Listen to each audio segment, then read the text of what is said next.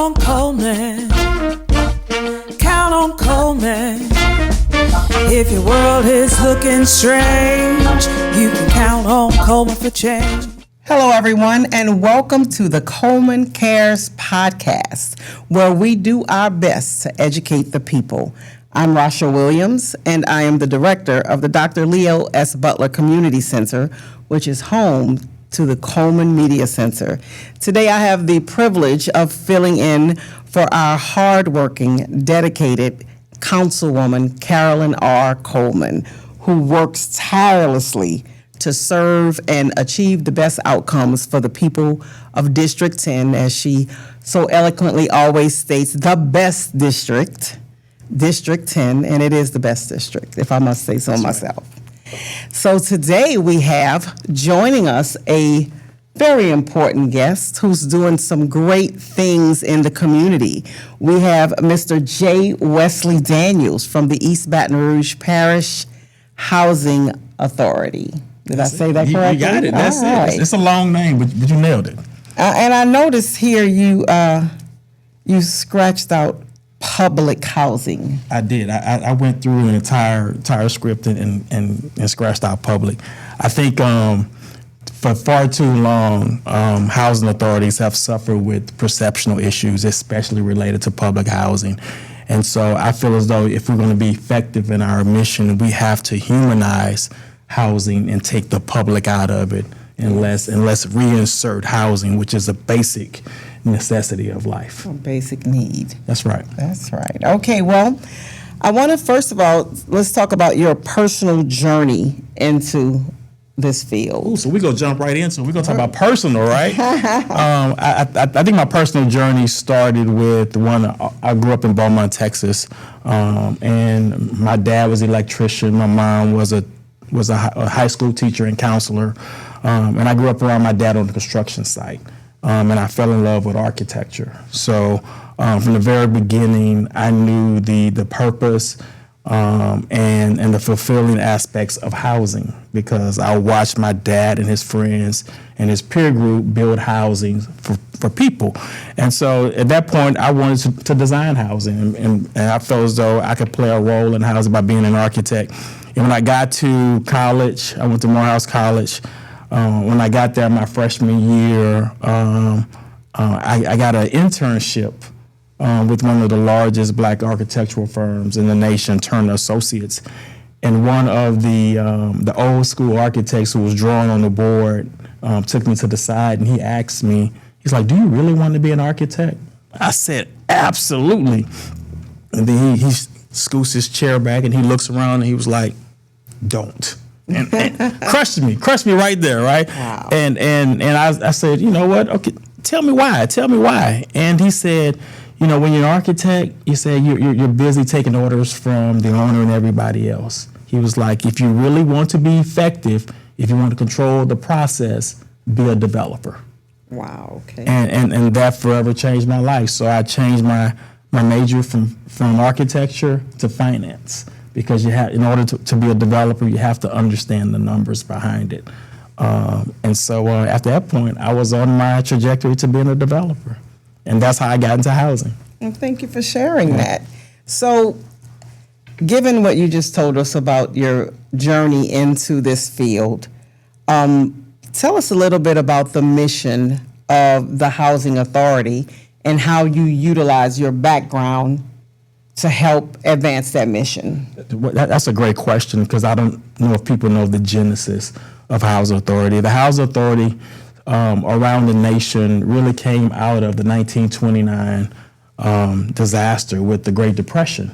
And Franklin Delano Roosevelt, FDR, at that time needed a solution and opportunity to house all those individuals that had lost their home, lost their jobs, and then lost their homes. And so he created the Federal Housing Organization for the United States.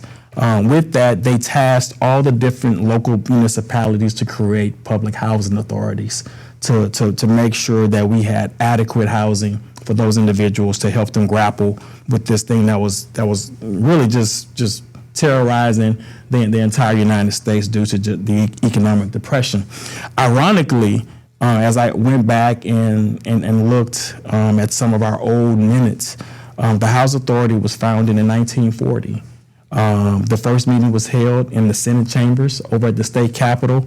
And ultimately, the Housing Authority's office was at what we now know as the Watermark.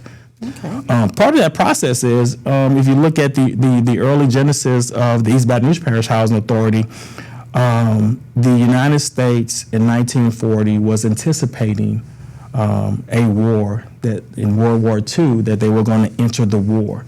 And so they wanted the proper apparatus and proper support facilities to support the civilian and the military workers who were going to be working at Ryan Field, which we know now as BTR. Mm-hmm. And so they commissioned the Housing Authority of East Baton Rouge, which at that time was a police jury, to create housing in close proximity to Ryan Field.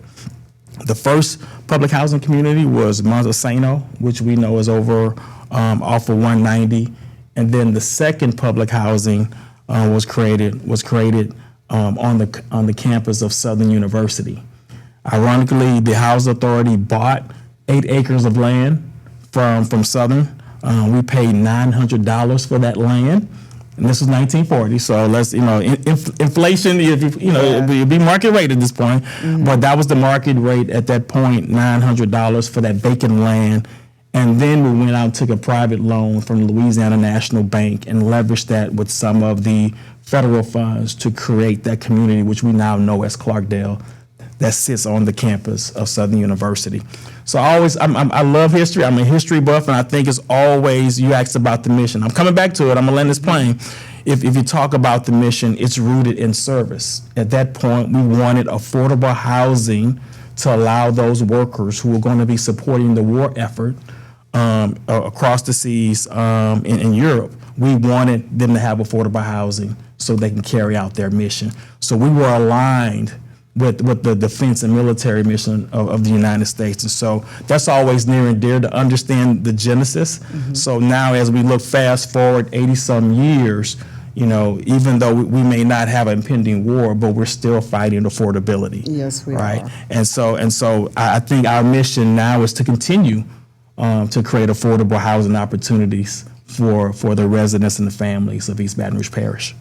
Well, thank you for sharing. I always love to hear the history behind something because I think it gives people a greater appreciation. That's correct. For where we are, to know that it didn't just, happen out of nowhere. That's right. That there's a story to it. So you said affordable housing. And that's somewhat of a broad term. It is. It's broad and narrow at the same time. But what I'm going to ask you to do is tell me how your agency defines affordable housing in our community.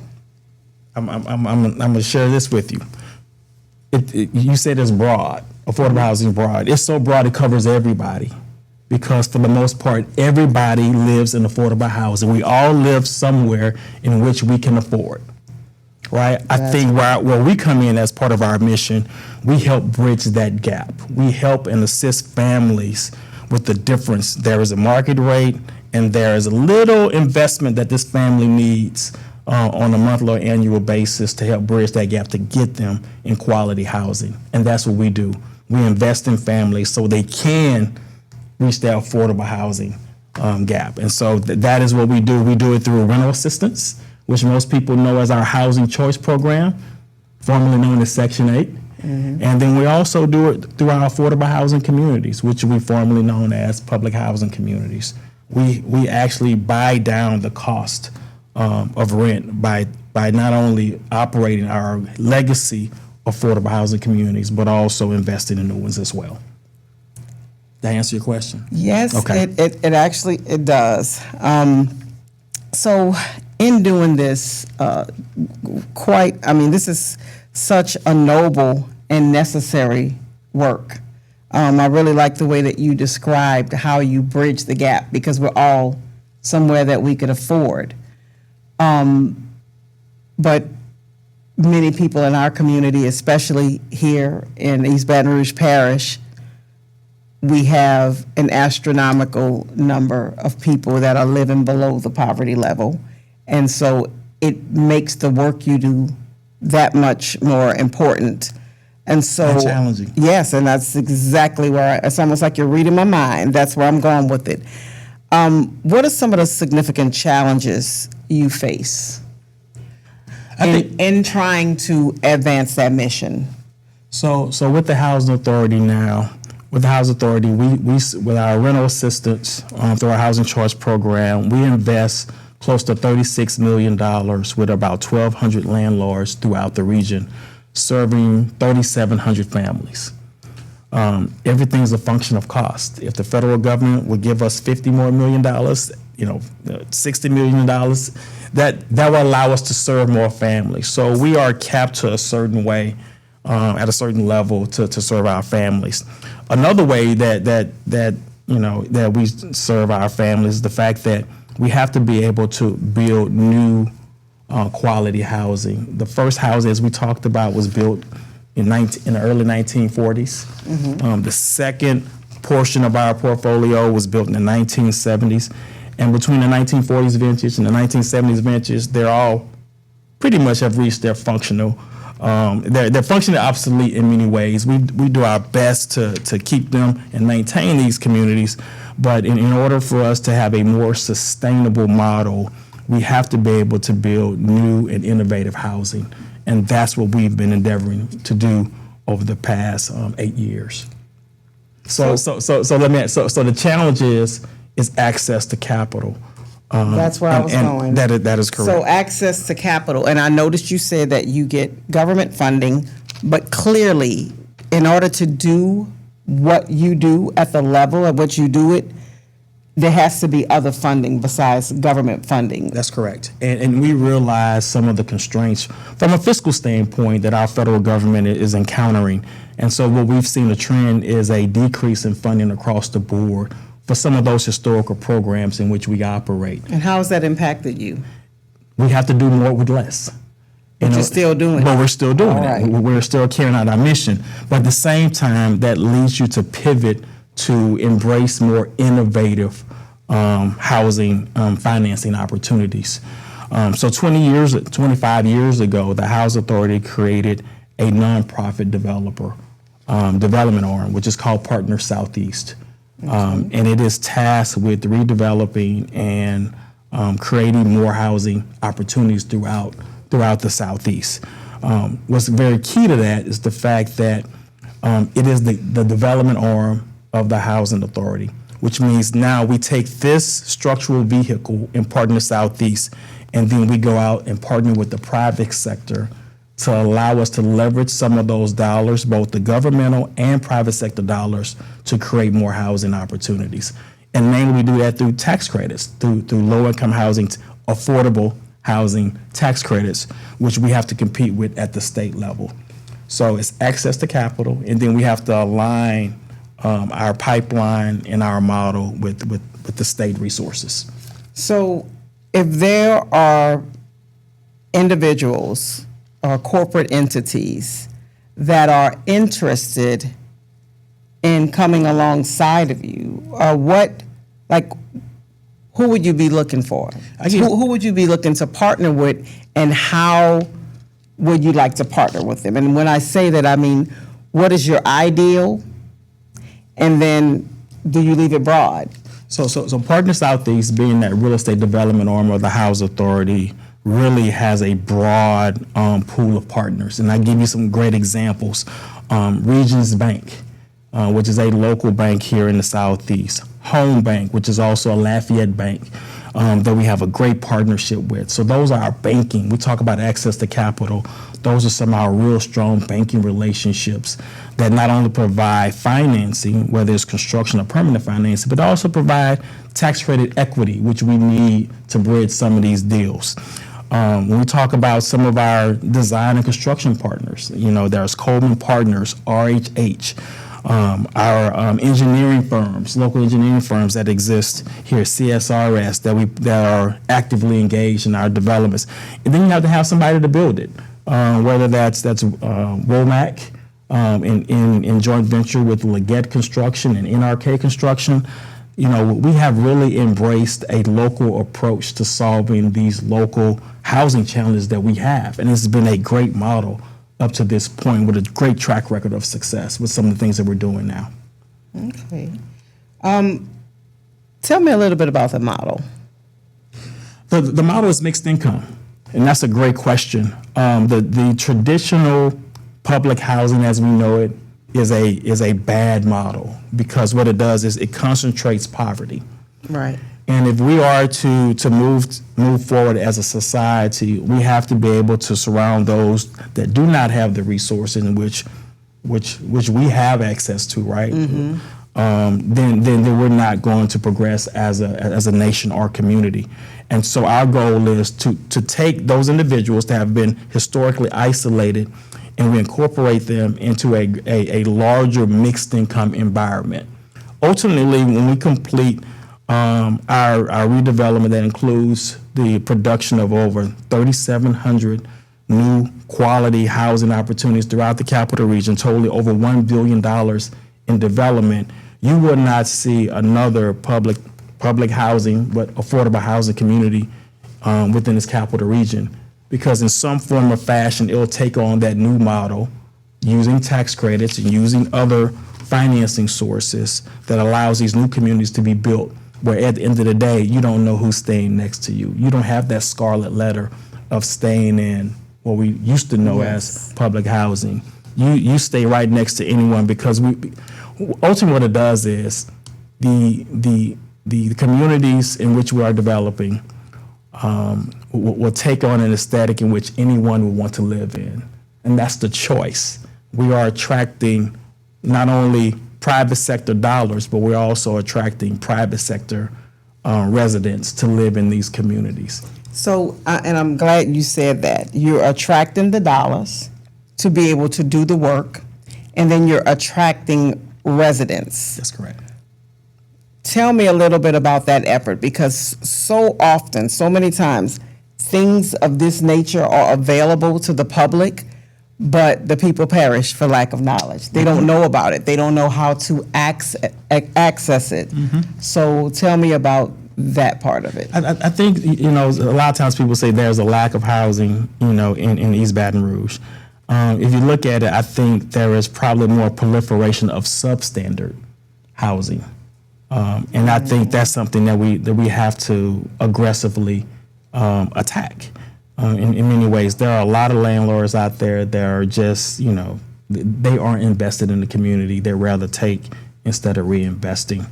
We hope to provide an alternative to our families. And so you'll notice these communities because they are well designed, they are well built, they are strategically located, they have access to all of those educational assets, which are very important to the sustainability of a community. They have access to health and wellness assets, whether that be a healthcare clinic or a hospital. And then they have close access to those economic drivers like the employment centers, all of which are drawn together through transportation, investments, all the essential, all those things that make a high opportunity and thriving community. That's what we're actively involved and engaged in, to creating these new communities. So let's say if there's someone who's watching this podcast, I'm talking about the end user of what you do. You talked about basically slumlords, right? If I'm living in that situation, how do I know about or get access to this, or what's the path? What does that look like? Because I'm sure there's somebody out there who's living in horrible conditions. Who's stepping through the door and stepping in a hole in the floor, and the landlord won't come over there to fix it. And this is where our city parish comes in. They have code enforcement. Call code enforcement. If you're not getting the requisite response, if you feel as though that you live in deplorable conditions, call code enforcement. They'll come out. They will do an assessment, and then they will have a conversation with that owner. Don't believe you have to stay in that situation. I believe sometimes, just due to people's lack of knowledge, which I'm glad we have this platform here to talk about our housing opportunities, you don't necessarily have to live there. The other side of it is there's a limited supply of quality housing opportunities, which we are actively trying to address through our public-private partnerships to make sure that once they leave these deplorable conditions, there is another quality housing opportunity in which they can move into. So it's a delicate balance. Right. But I would tell them to reach out to code enforcement, contact that landlord, and hopefully, through our aggressive efforts in creating more housing opportunities, that we'll have something for them on the other side. Okay. So we've talked about what maybe businesses or corporations, how they're engaging with you, and how the government and different partners that come alongside Partner Southeast. What could the average person do to help your mission? Like, let's say I'm not a business. What could they do to help your mission? That's a great question. I love the call to action. Advocate.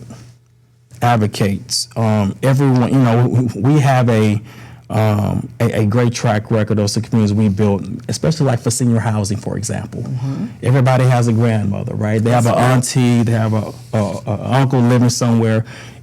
Let your voice be known. So when we talk about these different resources in which we go after to create these great communities, we need the public engaged and say, I want this community here in my community. I want the housing authority properly supported, because I know the housing authority is going to be great stewards of these resources. They have a voice. Even when we talk with our legislative, you see them, in the store, hey, what about the Housing Trust Fund? When's the next time we're going to get some deals awarded? Because I want that type of senior community built in my neighborhood, right? And if I can give you a perfect example, we developed Cypress Pinchback, was it a 99-unit senior deal. Part of our resilience strategy was to ensure that our seniors would never be without power. We live in Louisiana. We have all these inclement weather events, whether it's ice storms, hurricanes, floods, all those different things, and our seniors are the most vulnerable population. So what we wanted to do is we wanted to create a whole house energy solution to make sure whatever that inclement weather event is, that they would never lose power. How about that uninterrupted power? And most senior developments don't have that. So what we did, we partnered with Entergy with their Power Through partnership. There are 2 massive generators installed at the site. So if power is knocked out at this particular community, they'll never lose power. Those generators will come on, and not only that, this is just not powering the common areas. It is powering everything within their unit. So when you're talking about their mobility vehicles, when you're talking about the insulin that has to be refrigerated, when you're talking about being able to have your cell phones properly charged up or your oxygen machine functioning, they will have full functionality within their units. Right? So what I'm hearing is that what you guys provide is so much more than just housing. Something like that, providing a critical service to our seniors. If I'm on oxygen and the electricity, this is really sometimes the difference between life and death. Absolutely. And this is something that I personally believe all of our seniors should have access to. Without a doubt. So this is amazing. Look, but wait, there's more, like doing the commercials. So wait, there's more. So not only does it have an uninterrupted power solution, but it has been designed to where if there is a power outage or a need for excess electricity in the surrounding neighborhoods, these generators kick on and feed the surrounding neighborhoods. It's his own mini grid. That's so symbolic, because you think about it is serving seniors, and this is what they have done for the community. They spent their lives investing in us, and so this community can give to the surrounding communities. I love it. Beautiful solution. Yeah, and so is this something that we're going to begin to see, I guess a part of your strategic plan where we're going to begin to see more of this in the future? That is the basis design for every single senior community in which we're developing. We will have the Power Through, the Entergy Power Through solution at all of our communities. Okay, I'm going to ask you a question because I know one of the things that really brings it home is a story. So, is there a story that was shared with you or something that inspired you about the impact of what you guys did in terms of helping a senior or helping a family, with, of course, considering their privacy, not naming names, but something that you did that impacted somebody in a very positive way? I think we're constantly reminded by that. We talked about some of the constrained resources of our housing choice program. With $36 million we invest, for rental assistance. Periodically, our families will come in and they will give back that voucher. Now, this is monumental because ultimately these are all temporary resources, right? And I love to be able to dispel the myths that these are lifelong assistance recipients, right? Our families are working families, and they are productive citizens. And so when they come back and say, you know what, I no longer need this rental assistance. Thank you for helping me during this period. I'd like to get my voucher back. So what we did in recognition of this huge achievement, and most of the time they come in and we ask them why. It's like, I just bought a house, right? Wealth building, home ownership, right? Just huge. Yes. So this began to happen on such a frequent basis. We wanted to be able to recognize that and have our entire office. So we installed a bell in our office. And at any point in time, you may hear that bell, ding, ding, ding, ding, ding, ding, ding, ding, it's a coward, ding, ding, ding, ding, ding, ding, it's on the wall. Everybody is mandated to stop what they're doing, come out of their office, and we're going to celebrate this family that no longer needs this assistance and welcoming them to the home ownership ranks. Wow. Right? Now look, there's a twofer to this, right? Because now that they've given back their voucher, they've gone on the path to home ownership by building wealth. Now there's room for another family to get that voucher. As it should be. As it should be, right? Yes. So there is a lot going on here.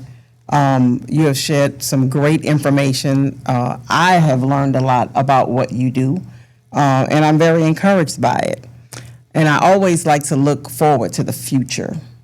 So tell me, I guess give us a little snippet of your plans for the future, where you see this housing communities in the next 5 years. I think you're going to see continuation of this transformational journey that we're going through at the Housing Authority and Partner Southeast as its development arm. Right now, what we've planned and part of our strategic plan is continue to provide that access. Our access strategy is showing just great returns. And that's ultimately leveraging our housing opportunities to create greater access to education, economic opportunities, and health and wellness. And that's built inside our philosophy for all the different communities in which we're developing.